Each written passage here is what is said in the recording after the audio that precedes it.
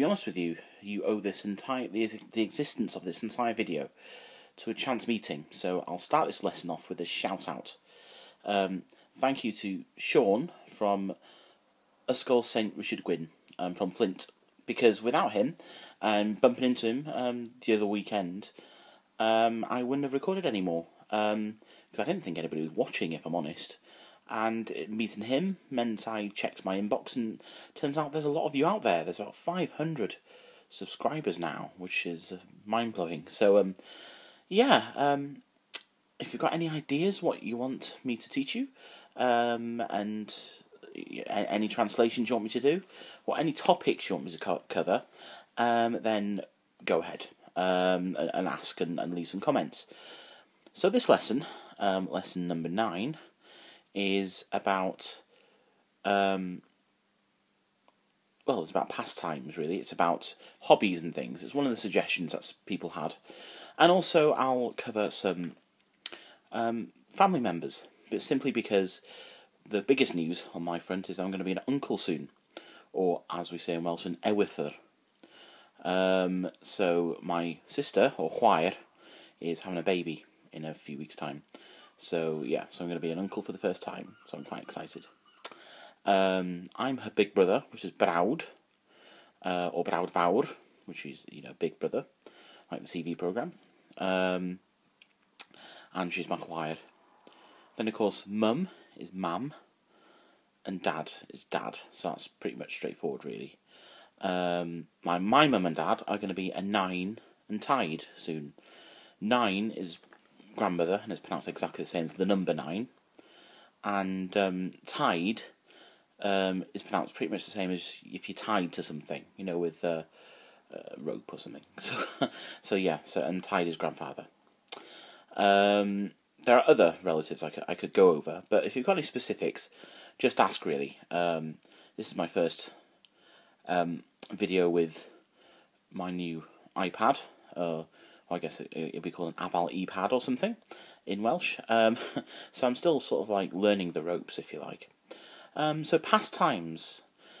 The whole thing about hobbies is there's hundreds and thousands of different hobbies, and a lot of Welsh words, especially for newer hobbies, borrow from English words. For instance, skiing, for instance, which is a random thing, and you're not going to really see me on the pistes, but skiing is skio. And I suppose if you want to bluff yourself, don't do this if you're just taking a Welsh exam or something. That's not a good idea. But you can bluff your way by putting "io" at the end of most things. Like surfing the internet, for instance, would be surfio. It's a very informal, colloquial way of saying things. But like smoking is smocio. The posh word for smoking is a smuggy. Neither is quite cool. It is a cool pastime to have. I don't smoke, but hey, whatever urge about. So around the other, reading's something I do. I like doing. I have lots of books, and things. So reading is darllen. So that's quite a hard word to pronounce. So dar, so D-A-R, and llen, double E, which is that, so you can like as previous lessons going la, but make blowing, so n, llen, so darllen. And in fact, llen means literature as well. So if your teacher or somebody says, you're going to do your llen exam, it means it's literature, or lit, I suppose. So darllen is one. One thing I like doing is singing, as you've seen in my other videos, and I probably broken a few windows there. Singing is canu, really. So it's can and C-A-N-U if you see it written down, and that's singing.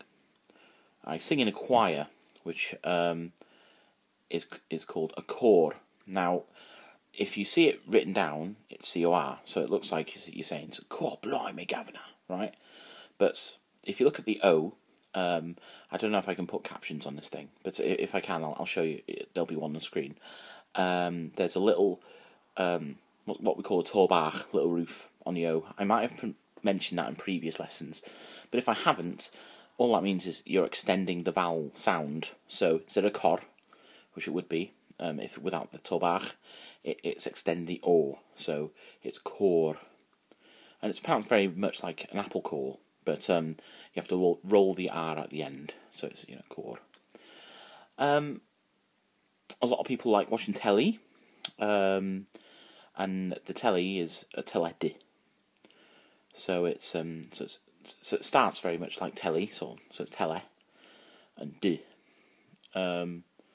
which is du, which is also the Welsh word for black. So I don't know, maybe it's referring to the black screen, who knows, or something. So that's teledu.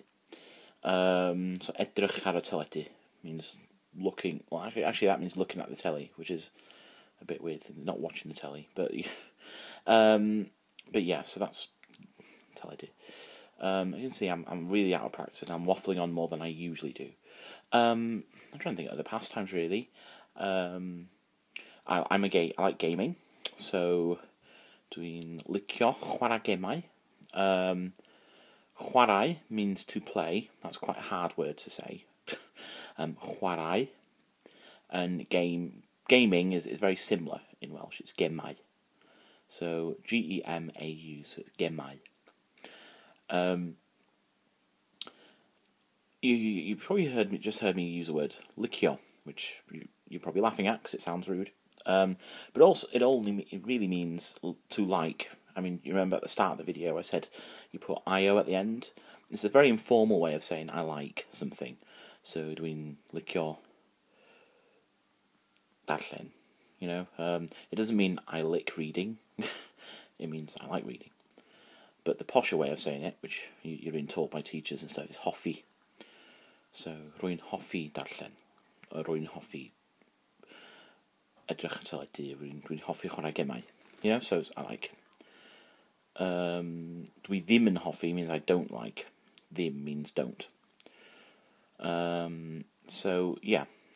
So that's some very, very basic pastimes. If you think of anything specific, the World Cup. That's a big one. So a lot of people are going to be talking about football, or if you're American, soccer. In Welsh, football is pêl-droed, which is quite straightforward really, because pêl is a ball, and droed means foot. So ball of the foot, or football. So you get a special prize if you figure out what rugby means. RYGBI. Yeah. Yeah. It's not a trick question. That really is rugby. Other sports. A lot of them have very similar names. Hockey is hockey. Tennis is tennis.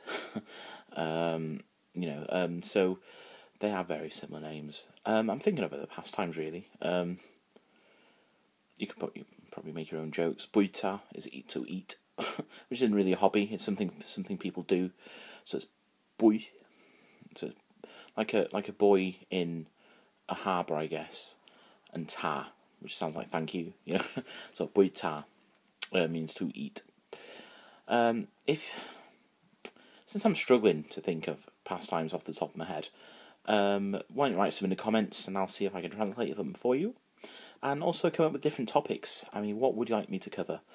Do you want me to sort of carry on with basics, just vocabulary stuff, or do you want me to try and get into the more complicated tenses and things like that, which to be honest, I'm quite rusty on myself, so good luck if you want me to do those. So until next time, hwyl fawr, hello to all the new subscribers, and hope to get back to you soon. Okay, take care, ta-ra.